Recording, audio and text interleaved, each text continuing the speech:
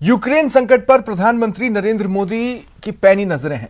Ukraine के राष्ट्रपति के बाद प्रधानमंत्री नरेंद्र मोदी ने रूसी राष्ट्रपति से भी फोन पर बातचीत की। प्रधानमंत्री मोदी ने पुतिन से फोन पर बात की है। जेलेंस्की से सीधी बातचीत का पुतिन को उन्होंने सुझाव दिया। करीब 50 मिनट तक दोनों नेताओं के बीच बातचीत हुई। दोनों नेताओं ने यूक्रेन के मौजूदा हालात पर चर्चा की। सूमे में फंसे भारतीयों की सुरक्षित निकासी पर भी बातचीत हुई है। पुतिन ने भारतीयों की सुरक्षित निकासी का भरोसा दिलाया है। प्रधानमंत्री मोदी ने युद्ध विराम की घोषणा और सूमे समेत यूक्रेन के कुछ हिस्सों में मानवीय गलियारों की स्थापना की सराहना की।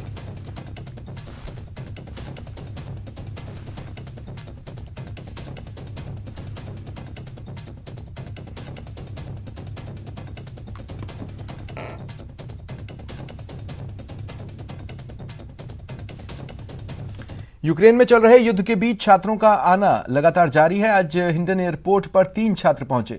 2 हिंडन एयरपोर्ट से अपने घर के लिए रवाना हुए, जबकि अलवर के रहने वाले उत्तम कुमार शर्मा हिंडन एयरपोर्ट से राजस्थान हाउस गए, जहां मंत्री टीकाराम जूली ने फूलमाला पहनाकर स्वागत किया।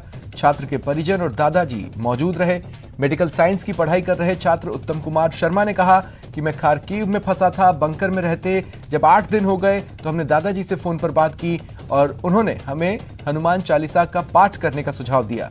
फिर क्या था, 25 किलोमीटर पैदल चले और सकुशल देश पहुंचे।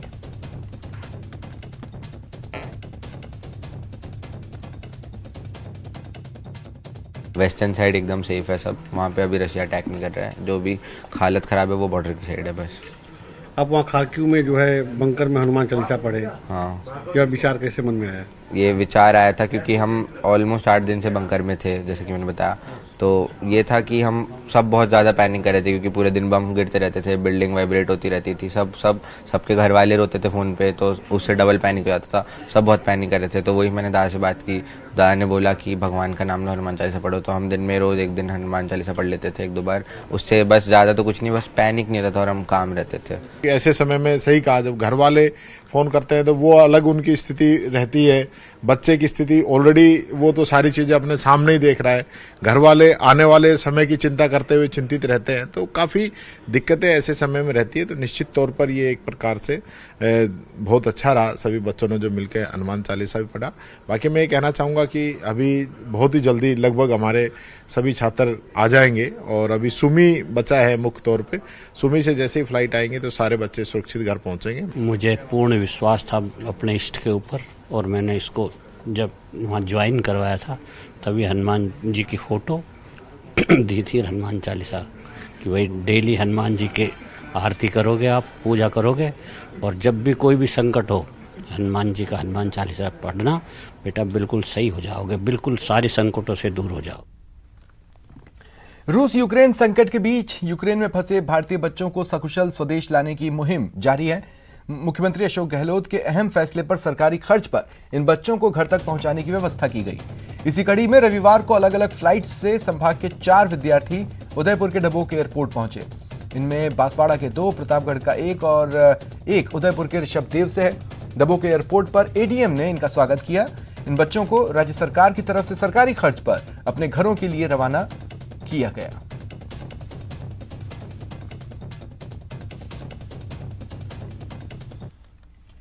यूक्रेन रूस में भीषण जंग जारी है। ऐसे में बॉर्डर पर फंसे भारतीय छात्रों की मदद के लिए यूक्रेन के पड़ोसी देशों में रहने वाले भारतीय आगे आए हैं। ये भारतीय वॉलंटियर्स छात्रों की वतन वापसी में बखूबी अपनी भूमिका निभा रहे हैं। यूक्रेन में आफत भारी,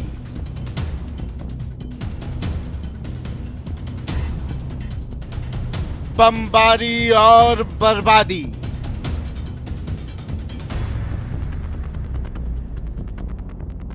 रूसी कहर, तबाही शहर शहर।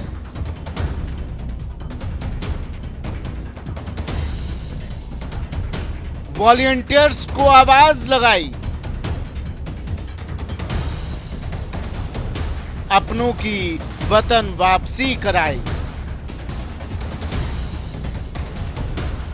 अपने तो अपने होते हैं। ये बमबारी, ये बर्बादी, ये तबाही, ये विनाश, नॉन स्टॉप वॉर यूक्रेन में हाहाकार। रहें तो कैसे रहें, न जाने कब आसमान से आफत बरसे, न जाने कब जमीन जल उठे। सबको आगे आना है, अपनों को सकुशल भारत वापस लाना है। हंगरी में दूतावास की आवाज पर भारतीय वॉलंटियर्स भी आगे आए, अपनों के लिए दिल खोलकर मदद भी साथ लाए। अपनी मास्टर थीसिस, पीएचडी थीसिस लिखने वाले बच्चे दिन रात एक करके बिना सोए, बिना खाए, बिना पिए हमारे छात्रों की मदद कर रहे थे और उन सारे बच्चों के चेहरे पे एक बार भी मैंने सिकन नहीं देखा। इंडियन एम्बेसी जो थी हंगरी, उसने भी अपने फेसबुक अकाउंट पे डाला कि हमें इस पूरी प्रक्रिया को संभालने के लिए और ऑपरेशन गंगा के लिए वॉलंटियर्स की जरूरत है। तो मैंने निश्चय किया कि मैं भी जहां हो पाए, जितना हो पाए, अपना सहयोग इस पुनीत कार्य के लिए करूं। ये थोड़ा खुश है कि हम लोग थोड़ा उन लोगों को मदद कर पाए हैं जो भारतीय बच्चे थे, तो उनको देश वापस भेजने में हम लोग बॉर्डर पे भी गए हैं। ये कैंप, ये मदद, ये इंतजाम और मुसीबत में भी ये मुस्कान तबाही के बीच सुकून देती है, एहसास कराती है कि अपने तो अपने होते हैं। हंगरी बॉर्डर पर वॉलंटियर्स दिन रात मदद कर रहे हैं। वॉलंटियर्स खाना, बिस्तर, कंबल का इंतजाम कर रहे हैं। झुंझुनू जिले के कैलाश बुडापेस्ट में आईटी कंपनी में काम करते हैं। कैलाश और उनकी पत्नी रोज 50 छात्रों को खाना पहुंचा रहे हैं। जयपुर के रहने वाले अजय सोनी हंगरी में बैंकर हैं।